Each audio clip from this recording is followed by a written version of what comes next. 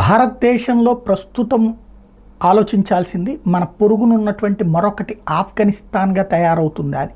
ఎందుకంటే బంగ్లాదేశ్లో ఇప్పుడు సైనిక పాలన వచ్చింది, కానీ ఆ సైనిక పాలనకి వ్యతిరేకంగా కూడా ఉద్యమాలు జరుగుతున్నాయి. ఎందుకంటే అక్కడ ఉన్నటువంటి ప్రధానమంత్రి షేక్ హసీనాని దేశం విడిచి పారిపోవడానికి సహకరించింది సైనిక అధికారి.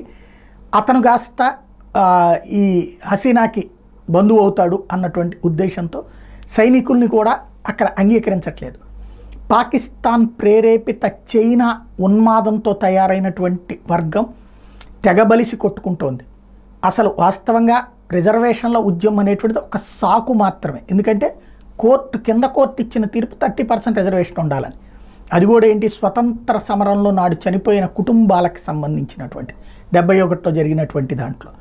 అయితే దాన్ని ఇప్పుడు ఉన్న పరిస్థితుల్లో అప్పుడోళ్ళు లేరు కదా, వాళ్ళ వారసులు కాదు, వాళ్ళ మనవాళ్ళు మనవరాళ్ళకి ఇస్తానంటే ఎట్లా అంటూ వీళ్ళు ఉద్యమం చేస్తే చివరికి సుప్రీంకోర్టు 7% తగ్గించమంది. హసీనా ప్రభుత్వం కూడా అంగీకరించింది. అక్కడితో సమస్య సాల్వ్ అయిపోయింది. అయినా తర్వాత ఎందుకు రేగింది ఒక్కసారిగా అంటే, ఖచ్చితంగా మత శక్తులు అంటే అందరూ ఒకటే మతం, కానీ పాకిస్తానీ ఉన్మాదపు శక్తులు పాకిస్తాన్ విడిపోవడం ఆనాడే, అంటే పాకిస్తాన్ నుంచి బంగ్లాదేశ్ విడిపోవడం ఆనాడు 25 నుంచి 30% మందికి ఇష్టం లేదు. వాళ్ళందరూ అప్పటి నుంచి ఈ అవామీ లీగ్ పంచన ఉంటున్నటువంటి వాళ్ళు, గతంలో సైనిక తిరుగుబాట్లకు సహకరించినటువంటి వాళ్ళు. ఇప్పుడు ఆ వర్గం పెట్టరేగిపోతోంది. అక్కడ ఉన్నటువంటి అందరి మీద దాడులకు పాల్పడుతోంది, ఎస్పెషల్లీ మైనార్టీల మీద దాడులకు పాల్పడుతోంది, అరాచకం చేస్తోంది.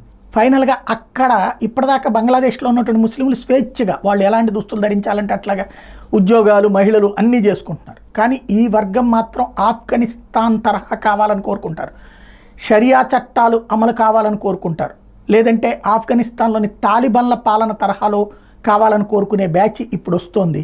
ఇది చాలా ప్రమాదకరమైనటువంటి అంశం కాబోతోంది.